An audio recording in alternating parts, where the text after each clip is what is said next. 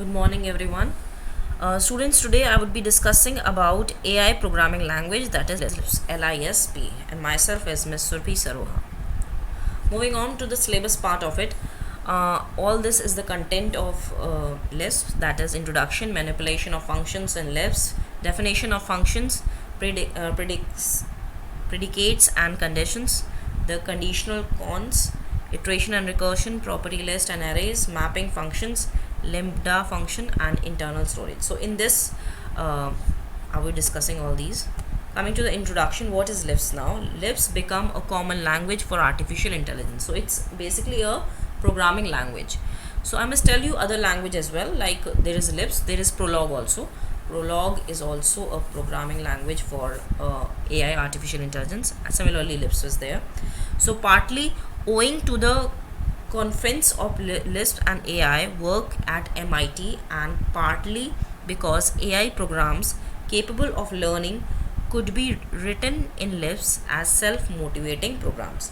So what they are saying is that Lisp was that works and it was written in MIT, and it was capable of learning, right? And Lisp is as self-modifying programs. They are self-modifying programs.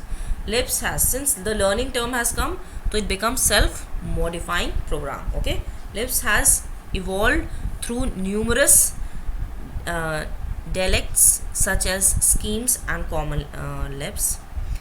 John McCarthy invented Lisp in 1958. So the founder of Lisp was John McCarthy. Shortly after the development of Fortran, so after the development of Fortran language, he invented Lisp language. It was first implemented by Steve Russell, so on an IBM 704 computer. So it was first implemented. So actually he initiated this Lisp, and then finally the inventor was John McCarthy, right? It is particularly suitable for artificial intelligence programs as it processes symbolic information effectively.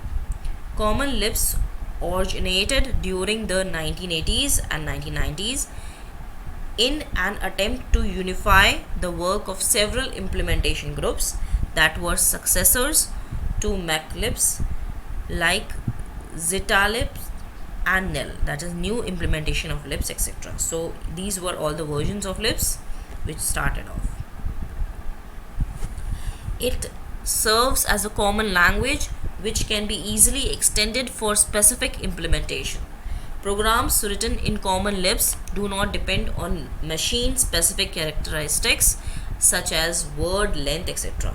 So it says it does not depend on the machine specific characteristics. It's not dependent on machine at all. So now the features of common Lisp. It says it is machine independent. So of course, as we just said, it is machine independent. It uses iterative design methodology and easy extensibility. It allows updating the programs dynamically. Dynamically means there is two things. One is static and other is dynamic. Static means which stays same, and dynamic which varies, which changes with time, right? So it allows updating the programs dynamically. So the programs is updated dynamically at runtime as well. Fine. So it provides high level debugging. Debugging is correction of errors. So it removes error. High level debugging is there. Error removing is there. It provides advanced object oriented programming. OOPS concept you must have already learned. OOPS is object oriented programming, right? And it has features like encapsulation, data hiding, polymorphism, inheritance, so many other abstraction. So it provides a convenient macro system. It provides wide ranging data types like objects, structures, list, vectors, adjustable arrays, hash tables, and symbols. It is expression based. So Lisp is always expression based. Okay. Then it provides an object oriented conditions system. It provides a complete input output library. It provides extensive control structures. Coming to the next part, that is manipulation of functions in Lisp. Now how to manipulate, because it's a programming language of AI, right? So what are the manipulating functions of Lisp? The following table provides some commonly used list manipulating function. So this is the serial number and description, that way it's written. So actually this should come down, so it's okay. So number one is car. Car is a function of lists. So it takes a list as argument and return its first element. So it will take a list of arguments, एक list of argument लेगा वो, और वो return करेगा उस argument का पहला element. ठीक है. कार क्या करता है?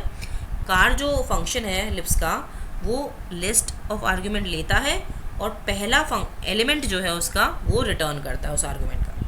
CDR क्या करता है? It takes a list of argument, वो आर्ग्यूमेंट लिस्ट लेता है और रिटर्न करता है list without the first element. तो CDR वो रिटर्न करेगा वो एलिमेंट पहले को छोड़ के, क्योंकि पहला कौन दे रहा है? कार दे रहा है, और पहले का छोड़ के वो जो रिटर्न करेगा that is CDR. Third is con. कौन क्या करता है? It takes two arguments, an element and a list, and returns a list with the element inserted at the first place. तो ये क्या कर रहा है? कौन? वो दो आर्ग्यूमेंट को टेक कर रहा है जिसका नाम है, एक एलिमेंट है और एक लिस्ट है, और रिटर्न कर रहा है लिस्ट को with the element inserted at the first place. List क्या कर रहा है? It takes any number of arguments and returns a list with the arguments as member elements of the list. Append, it merge two or more list into one. Append मतलब वही होता है ना, append मतलब ऐड कर देना, update कर देना. वही अपडेट नहीं, ऐड ही बोलते हैं बेसिकली.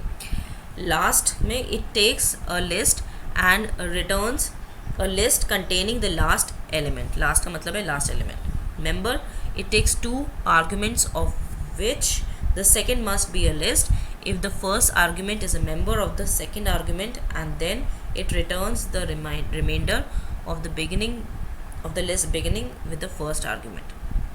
Reverse में it takes a list and returns a list with the top elements in reverse order. Reverse order में हो जाता है. Coming to the third topic, that is definition of functions. The macro numbered defunct is used for defining functions. तो defun की short form है defining function की.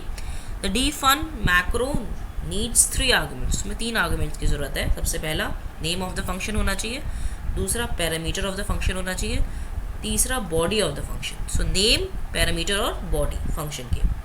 Syntax of d function क्या है? is d function name, parameter list, optional document string कोई हो तो, और body. So basically name, parameter और body.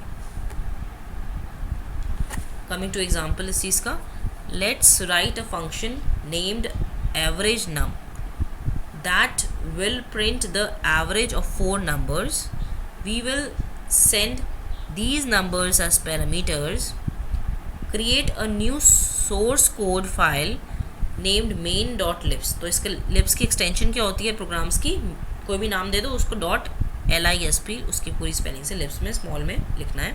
And type the following code in it. क्या लिखना है? defunct एवरेज नंबर, और ये हो गया उसकी बॉडी. ठीक है.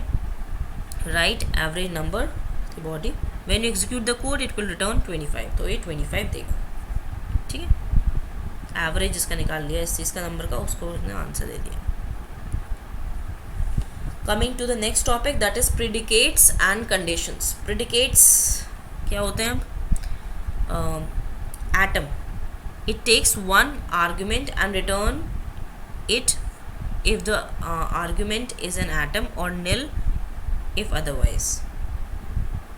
Equal में क्या होता है? It takes 2 arguments and return it if they are structurally equal or nil otherwise.